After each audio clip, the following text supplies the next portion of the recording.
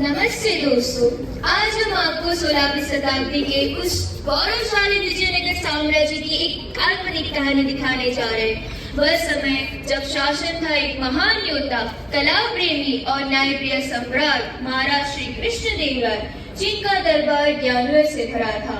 तिमारसु जैसे वफादार महामंत्री थे तो तथाचार्य जैसे थोड़े रूढ़िवादी पर सच्चे देश प्रेमी राजगुरु, और फिर थे हम सब के प्रिय पंडित रामकृष्ण, थोड़े नटखट, महाकाल के बहुत बड़े भक्त और ज्ञान के सच्चे मोती। ये कहानी इन्हीं अद्भुत किरदारों की।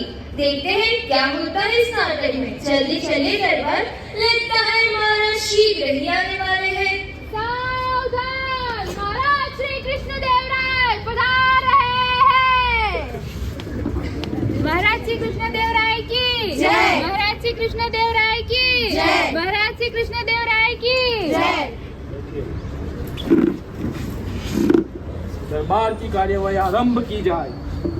प्रणाम महाराज, आज हमारे दरबार में बहुत विचित्र सी समस्या आई है। अगर आप अनुमति दें तो मैं बुलाने की आज्ञा चाहता हूँ। अनुमति है महामंत्री। जी महाराज। महाराज महाराज हमें न्याय चाहिए। हम अन्याय के भोगी बने हैं, हम बर्बाद हो गए हैं। महाराज हमें न्याय चाहिए। शांत हो जाए और विस्तार से बताए क्या समस्या है। प्रणाम महाराज, मैं हूँ सुखीराम। ये मेरा बचपन का दोस्त मनसुख है। मेरे पिताजी और इसके पिताजी बहुत ही अच्छे मित्र थे, इसीलिए मेरे पिताजी ने वसीयत में लिखा था कि उनकी हर संपत्ति का आधा भाग मनसुख को दिया जाएगा। परंतु महाराज, इसने मेरी पूरी जमीन झड़प ली है। मुझे न्याय चाहिए महाराज, मुझे न्याय चाहिए। शांत हो जाओ, शांत हो जाओ। मनीषुख जी, आप बताओ क्या हुआ है। राजगुरु जी, मनसुख। अरे हाँ, वही आप बोलो, हुआ क्या है। प्रणाम महाराज। महाराज, हमने कोई छल नहीं किया। जो जब खेत का बंटवारा किया गया, उसमें आधा हमारा आधा उसका। उसके बाद भी जो सुखीराम के पास बचता है, उसमें आधा हमारा आधा उसका, और फिर भी जो उनके पास बचेगा उसमें हमारा भाग होगा ना महाराज। कैसे होगा बताओ, होगा कैसे? बात तो आधे की थी ना, परंतु तुमने तो पूरा ही भाग ले लिया। अब हमने तो वही किया जो वसीयत में लिखा था। हम निर्दोष है महाराज। नहीं महाराज, निर्दोष हम हैं। नहीं, हम निर्दोष है। हम निर्दोष हम हैं। कौन निर्दोष है कौन नहीं, उसका फैसला महाराज करेंगे। महाराज, हमें लगता है मनसुख जी निर्दोष है। अब वसीयत में जैसा लिखा है वैसा ही होगा ना। हमारे ख्याल से मनसुख जी को निर्दोष घोषित कर देना चाहिए। बुड्ढा बोला फिर से। हाँ, लगता है आज फिर से हारेगा। चुप रहो मूर्खों। क्षमा कीजिएगा महाराज, पर इसका फैसला अभी लेना उचित नहीं होगा। हमें थोड़ा विचार करने का समय चाहिए। समय? कैसा समय? अरे पानी की तरह साफ बात है। महाराज, हमें लगता है पंडित रामकृष्ण दरबार का समय व्यर्थ करना चाहते हैं। क्षमा कीजिएगा महाराज, पर समय व्यर्थ करने का तो कोई उद्देश्य ही नहीं है। हम तो बस इतना चाहते हैं कि हमारे दरबार में किसी भी तरह का अन्याय ना हो जाए। ठीक है, फिर हम आपको सत्य जानने के लिए 2 दिन की अवधि प्रदान करते हैं। और अगर सत्य नहीं साबित कर पाए तो महाराज, हम ये राज्य छोड़कर अपने गांव तेनाली चले जाएंगे। तो फिर फैसला 2 दिन बाद दिया जाएगा। महाराज श्री कृष्णदेवराय की जय। महाराज श्री कृष्णदेवराय की जय। तैयार है ना पंडित रामकृष्ण अपने गांव तेनाली जाने के लिए? जी गुरुदेव। चलो मूर्खों। अब परिस्थिति विकट है पंडित रामकृष्ण के लिए। या तो हम मनसुख को गलत साबित करें या फिर अपनी गांव तेनाली वापस जाए, क्योंकि अब बात सिर्फ न्याय अन्याय की नहीं, अब बात इस राज्य और दरबार की मान मर्यादा की भी है। वैसे तो पंडित रामकृष्ण को किसी भी चीज का लोभ नहीं, तभी तो आज तक वह सभी परिस्थितियों में विजय प्राप्त हुए। किंतु प्रश्न इसमें थोड़ा विचित्र सा है। अरे ये लो, राजगुरु तथा चारों उनके शिष्य धनी मनी की एक अलग ही चर्चा चल रही है। चलिए देखते हैं। एक मामूली से बात को लेकर 2 दिन मांग लिए रामा ने। पता नहीं क्या खिचड़ी पक रही है उसके दिमाग में। खिचड़ी क्या पकेगी गुरुदेव? विजयनगर छोड़कर जाना पड़ेगा पंडित रामकृष्ण को इस बार। वो कैसे?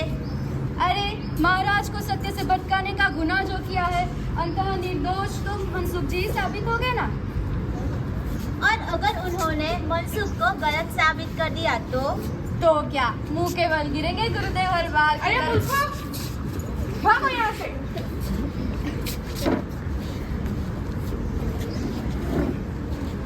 अब तुझे कोई नहीं बचा सकता। इस बार तूने पेड़ पर कुल्हाड़ी नहीं, कुल्हाड़ी पर पेड़ मारा है। पंडित रामकृष्ण। 2 दिन बीत चुके हैं और हम सब जानने को उत्सुक है कि क्या होगा आज दरबार में। खास करके राजगुरु तथा चार्यों के शिष्य जो कैसे भी करके चाहते हैं कि पंडित रामकृष्ण इस बार हार जाए, या फिर मैं यूँ कहूँ ये राज्य छोड़कर अपने गांव तेनाली वापस चले जाए। क्या लगता है, क्या पंडित रामकृष्ण ढूंढ पाए होंगे कोई हल? क्या वह दिलवाएंगे सुखीराम को सही न्याय और मनसुख को एक सबक? आइए देखते हैं आज क्या होता है दरबार में। सावधान! महाराज श्री कृष्णदेवराय पधार रहे हैं। महाराज श्री कृष्णदेवराय की जय। महाराज श्री कृष्णदेवराय की जय। महाराज श्री कृष्णदेवराय की जय। दरबार की कार्यवाही आरंभ की जाए। जी महाराज, चुनौती की अवधि समाप्त हुई। पर पंडित रामकृष्ण नहीं दिखाई दे रहे। जी वह आते ही होंगे। क्षमा करेगा महाराज, पर वो है कहाँ? हर बार का हो गया है इनका। दरबार की मान मर्यादा का कोई ध्यान ही नहीं है। हमारे ख्याल से उन्हें निष्कासित कर देना चाहिए। गुरुदेव, पंडित रामकृष्ण आते ही होंगे। आवश्यक काम से देरी हो गई होगी। हाँ, अब आवश्यक काम सिर्फ नहीं है, हम तो निठल्ले बैठे हैं यहाँ। बुड्ढा सच बोल बैठा। कौन सा ही काम करते हैं? सिर्फ राजकोष खाली करते। चुप रहो तुम दोनों। महाराज, हमें लगता है पंडित रामकृष्ण कोई हल नहीं ढूंढ पाए, तभी तो अब तक दरबार नहीं पहुँचे। क्षमा कीजिएगा महाराज, कुछ काम में फंस गए थे, इसलिए थोड़ा विलंब है। कोई बात नहीं। क्या आपने सत्य का पता लगा लिया? जी महाराज, हमें लगता है कि मनसुख जी निर्दोष है। अरे, ये गुरुदेव कैसे सच साबित हो गए? हाँ धनी, ये बुड्ढा कैसे जीत गया? देखा सभी ने देखा महाराज, हमने कहा था ना मनसुख जी निर्दोष है। अब सच के अनुसार तेनालीरामा को अपने गांव लौटना होगा। क्षमा कीजिएगा महाराज, पर हम पहले हमारे पाप का प्रायश्चित करना चाहेंगे। प्रायश्चित? कैसा प्रायश्चित? अरे कैसे करेंगे प्रायश्चित? गुरुवर शांत हो जाए। पंडित रामकृष्ण आप बताएं। जी महाराज, अगर आप अनुमति दें तो हम एक रस्सी प्रस्तुत करना चाहेंगे। अनुमति है पंडित राम। धन्यवाद महाराज। ये रस्सी को 10 समान हिस्सों में विभाजित करना होगा, जब तक ये पूरी तरह से खत्म ना हो जाए। और जो ये कर पाया उसे हम हमारी पूरी संपत्ति दान दे देंगे। पर अगर कोई इसे नहीं कर पाया तो जितनी बचेगी रस्सी उतने धन संपत्ति हमें देनी पड़ेगी। तो कौन स्वीकार करना चाहता है हमारी ये चुनौती, सुखीराम जी या मनसुख जी? अरे वाह, ये रस्सी तो हम आज ही खत्म कर देंगे। हमने जैसे सुखीराम का खेत हड़प लिया, वैसे रस्सी को भी खत्म कर देंगे। आज तो हमारी चांदी ही चांदी हो गई। लाइए पंडित रामकृष्ण जी, हम स्वीकार करते हैं रस्सी को। धन्यवाद मनसुख जी। नीचे रस्सी। मनसुख ने रस्सी को 10 बार विभाजित करने के बाद देखते हैं क्या होता है दरबार में। लीजिए पंडित जी, हमने रस्सी को खत्म कर दिया। अरे कहाँ खत्म हुई है रस्सी? अगर हम चाहे तो इतनी सी भी रस्सी को और 2 भागों में विभाजित कर पाए। अरे कैसे करेंगे? अब इतनी छोटी रस्सी को इससे छोटा कैसे करेंगे? देखिए, हमें हमारा भाग चाहिए। हम कहाँ मना कर रहे, पर शर्त पूरी भी तो होनी चाहिए ना। अरे वो सब हम नहीं जानते। पर शर्त पूरी ही नहीं हुई तो हम संपत्ति दे ही क्यों? देखिए, आप अपनी वाणी की जाल में फंसा रहे हैं हमें। जैसे आपने बेचारे सुखीराम जी को फंसाया। हाँ नहीं, हमने कब किया? हमने कुछ नहीं किया। लीजिए महाराज, ये बोल बैठे सच। वास्तव में तो इन्होंने छल से अपनी वाणी के जाल में सुखीराम जी को फंसाया। निर्दोष तो सुखीराम जी, मनसुख जी नहीं। लेकिन पंडित रामकृष्ण, हमें कुछ समझ नहीं आया, रस्सी और खेत में आपस में क्या संबंध है? जब हमने कहा कि एक रस्सी को 2 समान भाग में विभाजित करना है, जब तक वो पूरी तरह से खत्म ना हो जाए, तो वास्तव में तो उस हद तक पहुंचती है जिसके बाद हमें लगता है उसे विभाजित करना नामुमकिन है, अर्थात कि वो खत्म हो गई।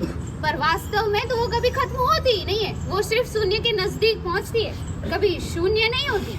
जैसे कि अहंकार जो होता है वो कभी खत्म नहीं होता, लेकिन शून्य की ओर ले जा सकता है।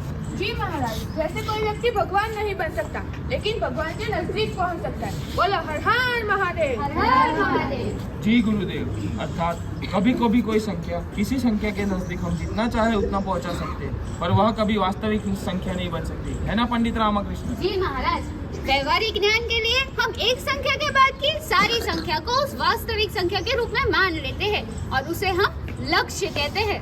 वाह पंडित रामाकृष्ण वाह, आपने छल का जवाब लक्ष्य से दिया। सिपाहियों, ले जाओ मनसुख को, डाल दो काराद्वार में। क्षमा करे महाराज, क्षमा करे। महामंत्री, सुखीराम जी की पूरी संपत्ति वापस लौटा दी जाए। जी महाराज। आभार महाराज, आभार पंडित जी। आपके गणित के ज्ञान ने मेरी खेत और मेरी संपत्ति दोनों बचाई। महाराज कृष्णदेव राय की जय। महाराज कृष्णदेव राय की जय। महाराज रामाकृष्ण की जय। पंडित रामाकृष्ण, हम आपसे अति प्रसन्न हुए। हम आपको एक सहस्त्र स्वर्ण मुद्राएं देने की घोषणा करते हैं। धन्यवाद महाराज, लेकिन क्षमा कीजिएगा, हमें ये अधिकार नहीं है। हम तो बस इतना चाहते हैं कि हमारे राज्य के सभी गुरुकुलों में गणित का व्यवहारू ज्ञान ज्यादा से ज्यादा दिया जाए, ताकि आगे से कोई ऐसे छल में कभी ना फंस पाए। अवश्य अवश्य, हम जरूर ऐसा करेंगे। महामंत्री, जाए और बता दीजिए सभी गुरुकुलों में कि आज से गणित का व्यवहारू ज्ञान ज्यादा से ज्यादा दिया जाए। जी महाराज। धन्यवाद महाराज। महाराज श्री कृष्णदेव राय की जय। महाराज श्री कृष्णदेव राय की जय। तो फिर कैसा लगा नाटक रस्सी का रहस्य? कैसा लगा नाटक?